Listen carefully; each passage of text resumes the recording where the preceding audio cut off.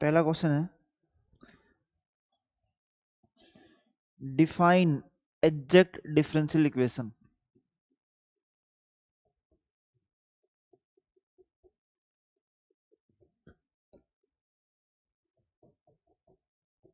And solve cos x sin hyperbolic y plus 1 into dx plus sin x cos hyperbolic y dy equal to 0 by proving it exact।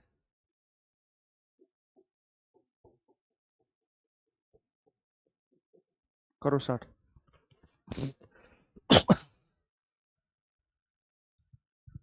Exact की definition लिख दो, पता तुम्हें exact कैसे define करते हैं, और इसको सोल्व कर दो।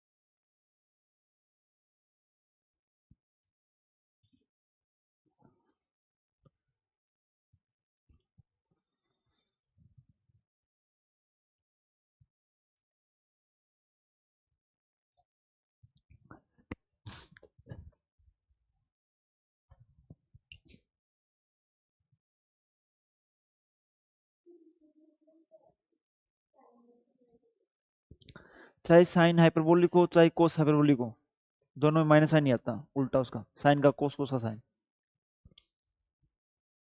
हो गया।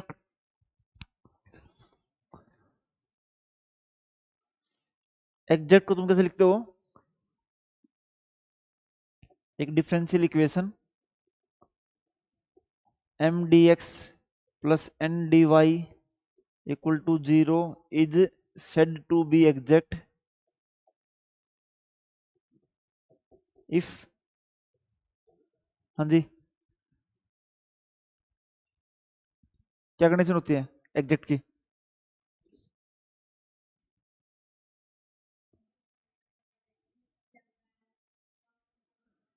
हाँ, लैम्डा।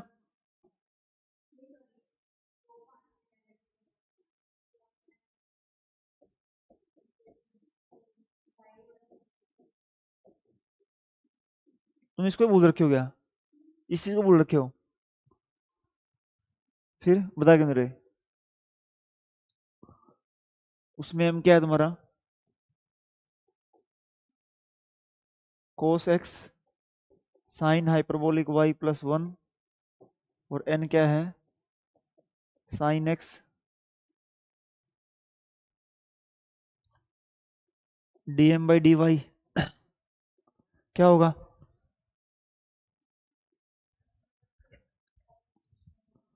cos x ऐसे कैसा, इसका कितना हो जाएगा, 1 का 0, dn by dx क्या हो जाएगा,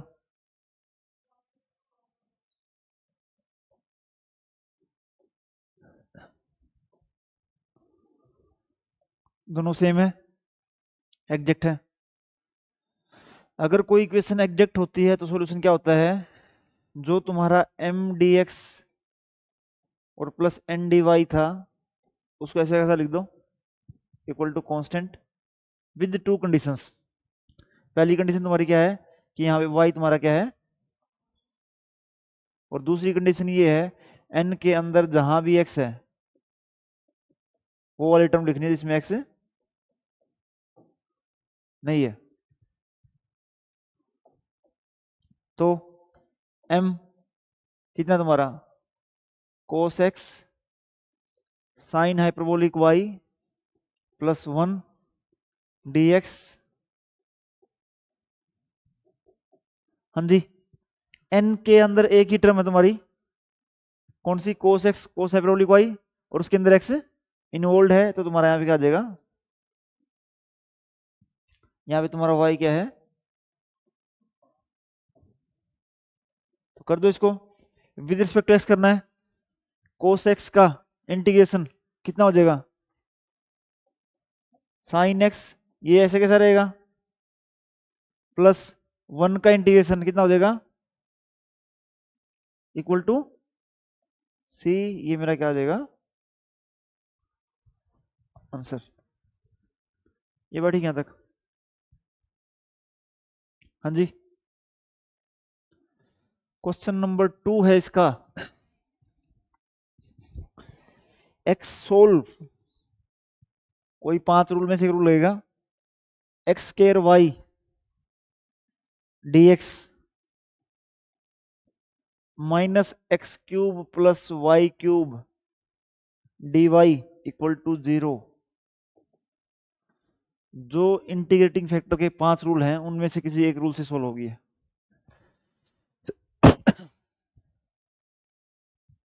पर उनको कल क्यों नहीं आया था,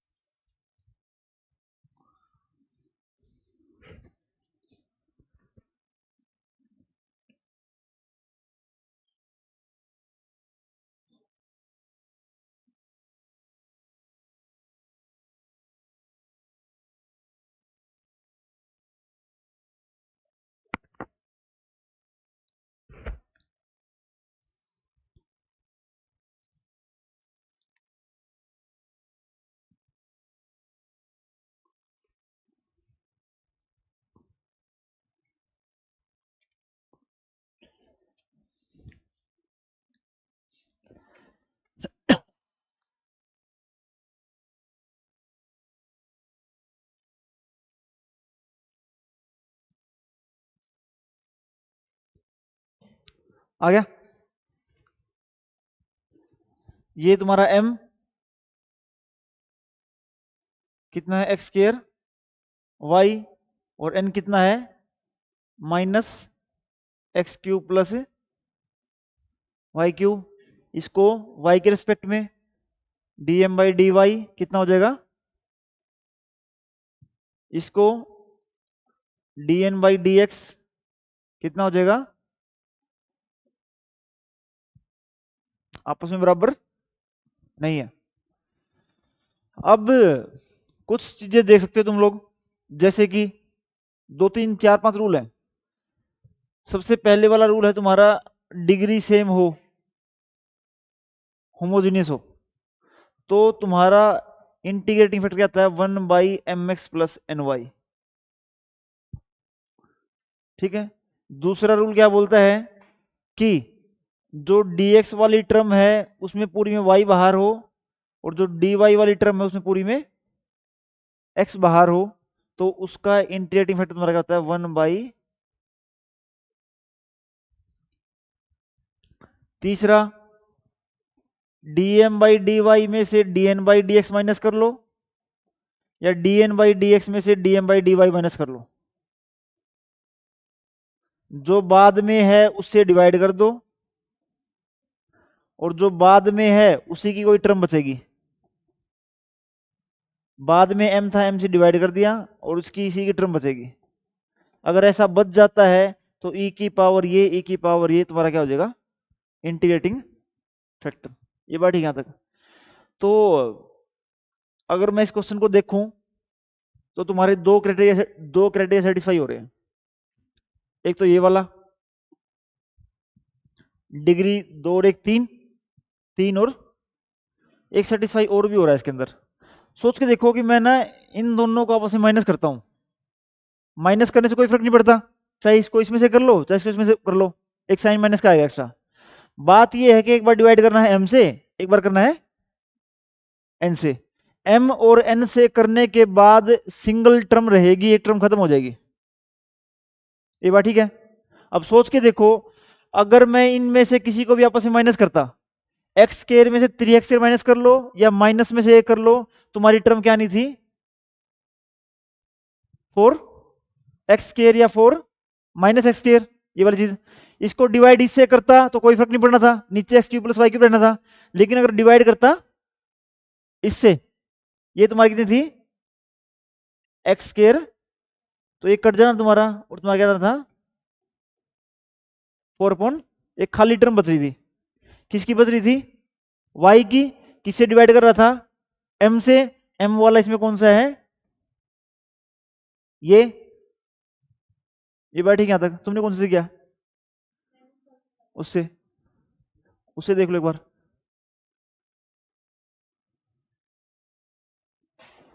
होमोजीनियस है 1/mx plus n Y. 1/m तुम्हारा ये रहा, x से मल्टीप्लाई कर दिया, कितना हो गया, x cube y, plus y से मल्टीप्लाई कर दिया इसको, कितना हो जाएगा, minus x cube y minus y की पावर 4। इससे ये कैंसिल हो गया, इंटीग्रेटिंग फैक्टर कितना आ गया।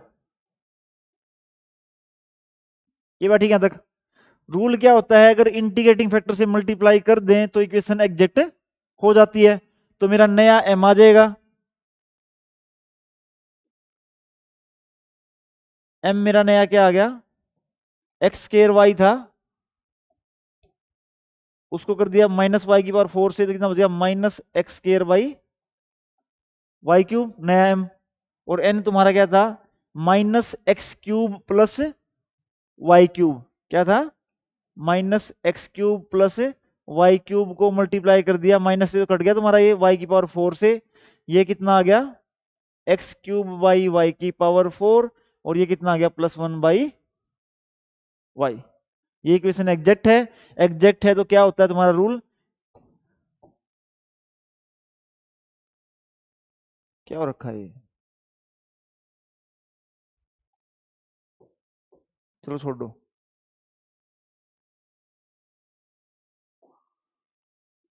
m वाले को कर दो, m वाले को कर दो x के रेस्पेक्ट में, n वाले को कर दो y के रेस्पेक्ट में। यहां पे y कांस्टेंट रहेगा, यहां पे x रहेगा ही नहीं। y कांस्टेंट, अगर तुम इसका इंटीग्रेशन करते हो x के रिस्पेक्ट में तो कितना आ जाएगा, minus x cube by 3y cube. इसमें एक टर्म तुम्हारी ये है, इसमें तो x से छोड़ दूंगा, एक टर्म तुम्हारी कौन सी है, 1/y, उसका कितना हो जाएगा, एक तो होगी तुम्हारी बात ये। अगर हम इस क्वेश्चन को देखते हैं उस वाले मेथड से,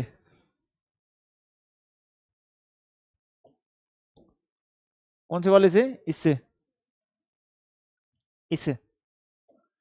dn/dx minus dm/dy minus 3x square minus x square कितना हो गया, minus divide by m x square, तो कितना बच गया, -4 बाई, और जो ये होता है ई की पावर में यही इंटीग्रेटिंग फैक्टर होता है इसका इंटीग्रेशन, ई की पावर -4 1/y का कितना हो गया, लॉग के बाहर कोई भी चीज तो पावर में चली जाती है तुम्हारी, पावर में आ गया कितना हो जाएगा, ई की पावर log y की पावर, ये से कैंसिल हो गया, कितना होगा तुम्हारा,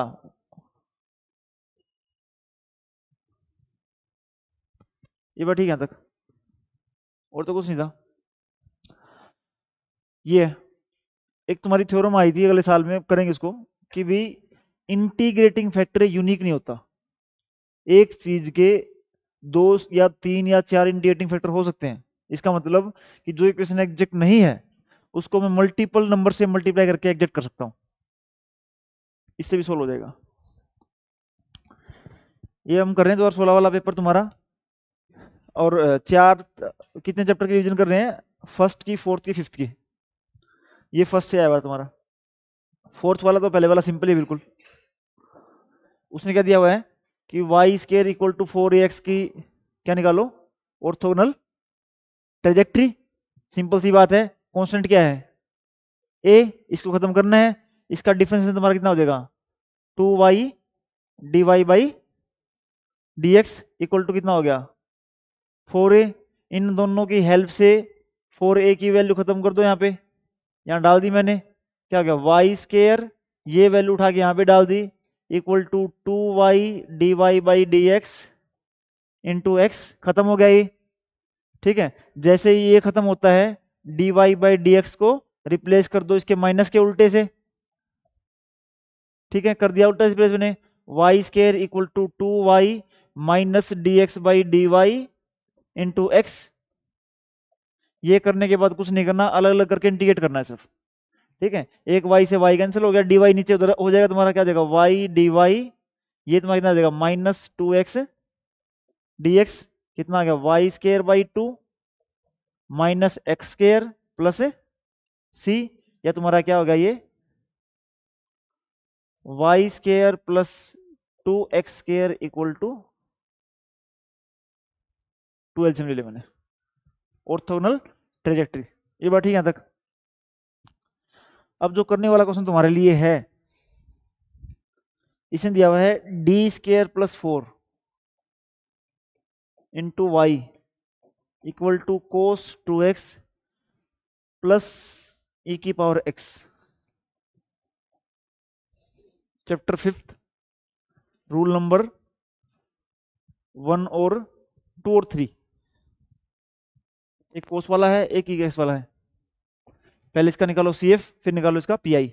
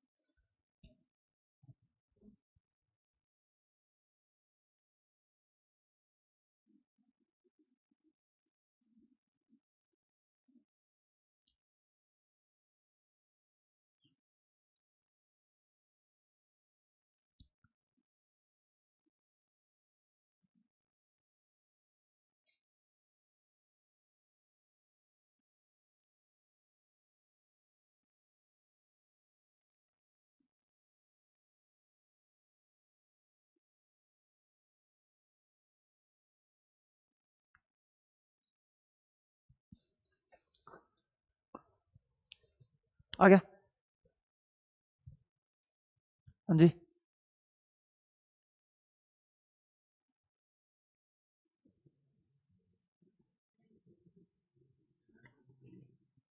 प्रगुण क्या, आरजू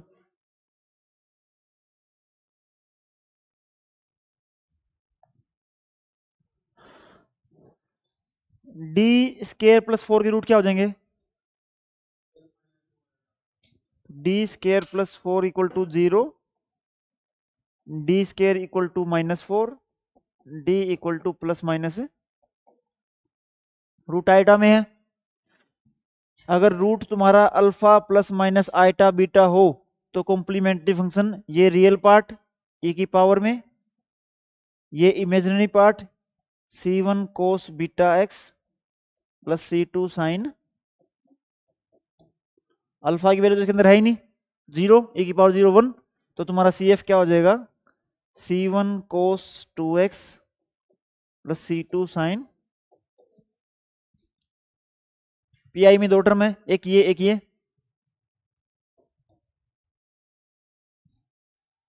पहले वाला part 1 by D square plus 4 into cos 2x, कोस वाला रूल, ए की वैल्यू कितनी है? 2। जब भी साइन और कोस की बात होती है तो हम निकालते वैल्यू किसकी होती क्या है? इसका स्केयर कर दो और माइनस लगा दो, मतलब माइनस ए स्केयर। तो माइनस से ए स्केयर तुम्हारा कितना देगा? -4, -1/4 प्लस 4 कोस 2x, 0 हो रहा है। फेजर वाला केस है, फेल वाले केस में x से मल्टीप्लाई और नीचे वाले को डिफरेंशिएट,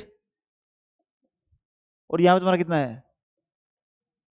अगर d ऊपर है तो डिफरेंशिएशन, अगर नीचे है तो किसका? cos 2x का। x/2 तुम्हारा वहां था, cos का तुम्हारा कितना हो जाएगा? sin 2x/2 कितना हो जाएगा? 4। एक पार्ट तो ये आ गया। दूसरे पार्ट में तुम्हारा क्या है? e की पावर x है, उसके साथ में 1 बाई सेकेंड पार्ट e की पावर x था, सेकेंड पार्ट में क्या हो जाएगा? 1 by D square plus 4 e की पावर x। a की वैल्यू कितनी है? 1, जहां d है वहां पे 1 डाल दो, यहाँ पे d था डाल दिया 1, 1 का स्केयर 1 प्लस 4 5, तो कितना हो जाएगा? 1/5 e की पावर x। ये प्लस ये और प्लस ये तुम्हारा क्या हो जाएगा? आंसर। ये बात ठीक है तक। नेक्स्ट क्वेश्चन इसने दिया हुआ है D square -4d plus 4 into Y equal to sine hyperbolic 2x। भाई कोस हाइपरबोलिक अगर ax की वैल्यू तुम्हारी क्या होती है? e की पावर ax प्लस e की पावर -ax/2, और अगर साइन हाइपरबोलिक ax दिया हुआ हो तो होता है यही सेम, बस बीच में साइन माइनस का आ जाएगा। निकालो।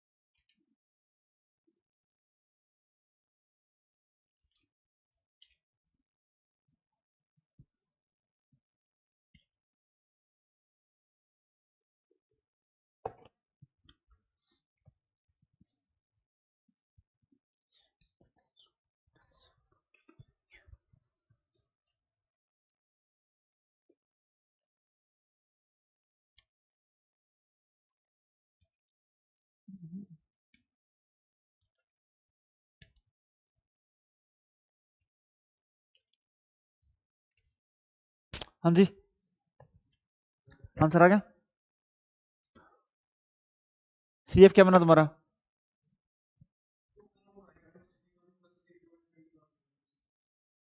दो रूट आगे क्या था? D-2 का दो वैल्यू आ गई डी की, 2 और 2 दोनों रियल हैं, रिपीटेड है, तो ई की पावर में तो एक ही आता तुम्हारा, और दो रूट थे तो यहाँ पे तुम्हारा क्या आ जाएगा? ये तुम्हारा क्या आएगा? CF। PI में साइन हाइपरबोलिक ए की वैल्यू कितनी है? तो यहाँ क्या आ जाएगा? यहाँ पे क्या आ जाएगा? 2। तो राइट साइड में तुम्हारा क्या है? e की पावर 2x माइनस e की पावर माइनस 2x बाई 2। दो टर्म है, ठीक है, एक इसको सोल्व करूंगा, एक इसको, 2 नीचे रहेगा, कोई दिक्कत नहीं मुझे।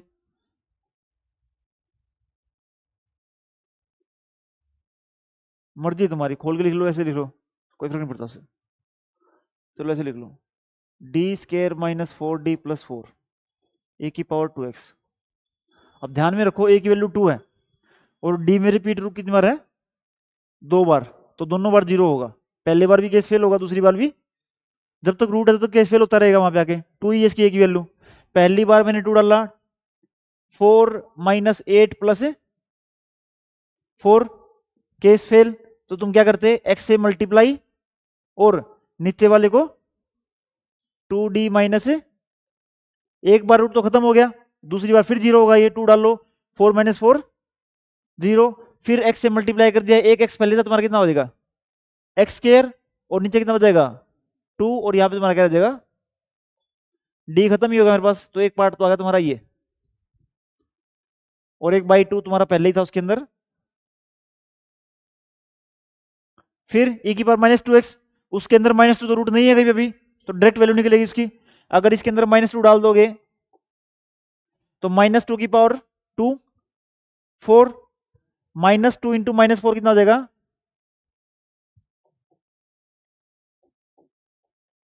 तो कितना हो जाएगा? 1/16 e की पावर -2x, और एक 2 वहां पे पहले था, 1 बाई। हाँ जी, ये वाली चीज क्लियर है बिल्कुल।